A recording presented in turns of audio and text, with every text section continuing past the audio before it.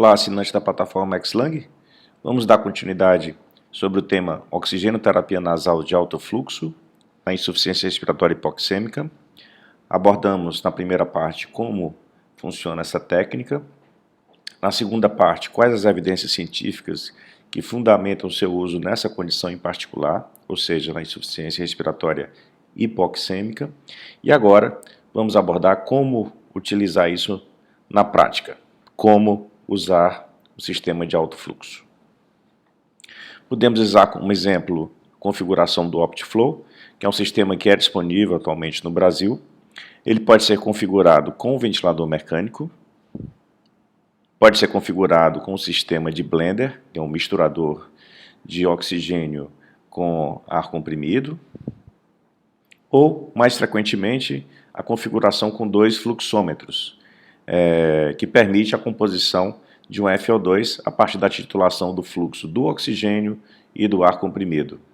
Para isso, a gente precisa da cânula do OptiFlow, do circuito respiratório de alto desempenho, esse circuito azul, do umidificador, com sensor de temperatura e também o adaptador para aquecer o fio dentro do sistema, um fluxômetro de O2 e um fluxômetro de ar comprimido, ambos podendo chegar a 30 litros por minuto, portanto o máximo chegando a 60 litros por minuto.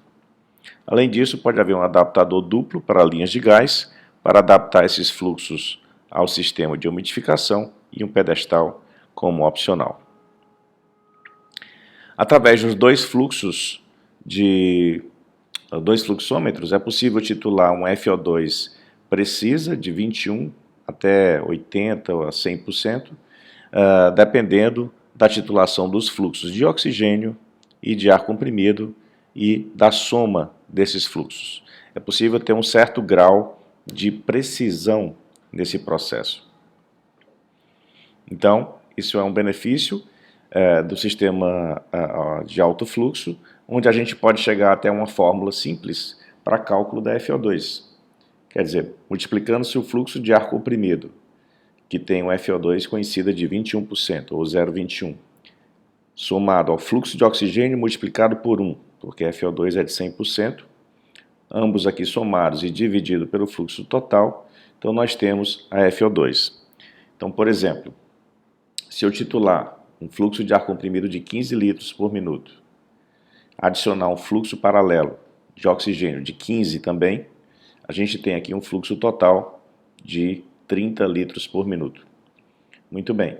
Então, nesse caso, o ar comprimido vai proporcionar uma fração de 3,15 litros de oxigênio por minuto, que mais os 15 vai me dar um fluxo total de oxigênio de algo em torno de 18, e dividido por 30 vai dar um FO2 aproximadamente de 60%. Então, quem quiser pode utilizar essa fórmula, essa expressão da FO2 em função dos fluxos de ar comprimido e de oxigênio. Que material a gente precisa revisando, então, para daqui a pouco vocês observarem um vídeo mostrando o uso desse sistema na prática.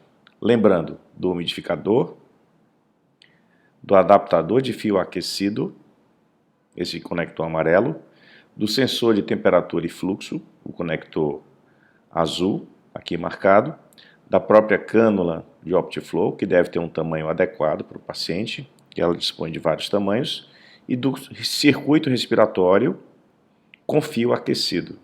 E se for utilizar a montagem com 2 fluxômetros, como é comum, eu preciso desse conector, alguns chamam de Batman, tá? Que parece aquela armadura do Batman, né? Bem interessante esse nome.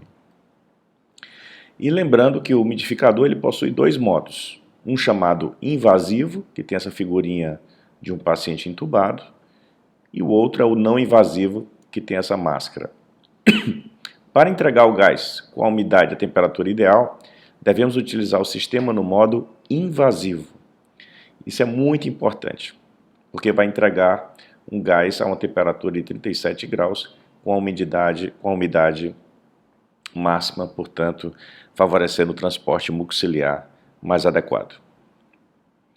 A cânula nasal ela deve ser colocada gentilmente no paciente, deve ser montada.